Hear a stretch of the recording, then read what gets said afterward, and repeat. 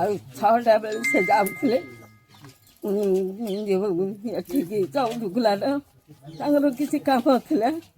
6ଟା ବେଳେ ରୋଡ ରାସ୍ତାରେ ଗାଡ଼ି ଆକ୍ସିଡେଣ୍ଟ କରି ମାରିଦେଇ ପଳେଇ ଗଲେ। ଆଜ୍ଞା ହଁ, ଦାଦା ଯାଇଥିଲେ ମାର୍କେଟରୁ ପରିବା ଆଣିଥିଲେ ଜଳିଥାନ୍ତା ଚୁଲି, କିନ୍ତୁ ଦାଦା ତ ଫେରିଲେନି। ଫେରିଲା ବେଳକୁ ଫେରିଲେ ଶବ ହୋଇ, ଗୋଟିଏ ଜରିରେ ପ୍ୟାକ୍ ହୋଇ ଫେରିଲେ।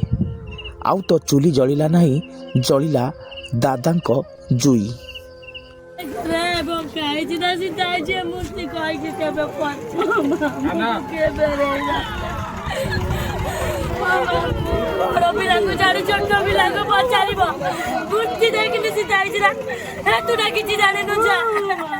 ରାଜରାସ୍ତାରେ କାନ୍ଦି କାନ୍ଦି ଗଡ଼ି ଯାଉଛନ୍ତି ଭାଣିଜୀ।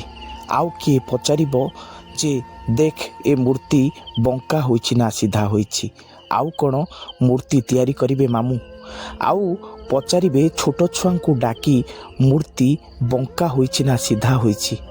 କିଭଳି ରାଜରାସ୍ତାରେ କାନ୍ଦି କାନ୍ଦି ଗଡ଼ୁଛନ୍ତି ନିଜର ଭାଣିଜୀ। ତାଙ୍କ ସ୍ତ୍ରୀର ସ୍ୱାମୀ ଚାଲିଗଲା, ପୁଅର ବାପ ଚାଲିଗଲା। ଆଜ୍ଞା ଦର୍ଶକ ବନ୍ଧୁ, ତାଙ୍କ ସ୍ତ୍ରୀର ସ୍ୱାମୀ ଚାଲିଗଲା। ମଥାରୁ ଲିଭିଗଲା ସିନ୍ଦୁର, ହାତରୁ ଭାଙ୍ଗିଗଲା ଶଙ୍ଖା। ତାଙ୍କ ପୁଅ ମୁଣ୍ଡରୁ ତାଙ୍କ ବାପାଙ୍କର ହାତ ହଟିଗଲା। ଯେଉଁ ବୟସରେ ହସି ଖେଳି ବୁଲିବାର ବୟସ, ସେ ବୟସରେ ସେ ତାଙ୍କ ବାପାଙ୍କୁ ହରାଇଲେ। ଏବେ ନିରାଶ୍ରୟ ହୋଇ ପଡ଼ିଛନ୍ତି ସେହି ଯୁବକ ଜଣକ। ଆଜ୍ଞା ଦର୍ଶକ ବନ୍ଧୁ, ଗିରିଧାରୀ ଥିଲେ ସମ୍ପୂର୍ଣ୍ଣ ପରୋପକାରୀ ମଣିଷ। ବୃତ୍ତିରେ ସେ ଜଣେ ମୂର୍ତ୍ତି ଶିଳ୍ପୀ।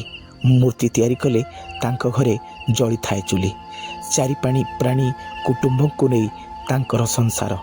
କିନ୍ତୁ ଆଜି ଆଉ ଜଳୁନାହିଁ ସେ ଘରେ ଚୁଲି। ଜୀବନରେ ସେ ଅନେକ ଈଶ୍ୱରଙ୍କ ମୂର୍ତ୍ତି ତିଆରି କରିଛନ୍ତି। ଜୀବନ୍ତ ପ୍ରତିଭା ତାଙ୍କ ପାଖରେ ଥିଲା, କିନ୍ତୁ ଈଶ୍ୱରଙ୍କର ଏହା ହିଁ ବିଡ଼ମ୍ବନା ଥିଲା।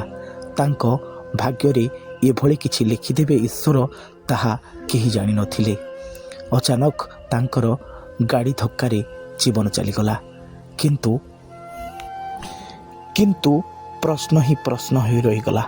ସିଏ ଛାଡ଼ି ଯାଇଥିବା ଏହି ଅଧା ସଂସାରଟିଏ ଅଧା ହିଁ ରହିଗଲା। ଏବେ ସର୍ବସମ୍ମୁଖରେ ଏହା ପ୍ରଶ୍ନବାଚୀ ସୃଷ୍ଟି ହୋଇଛି।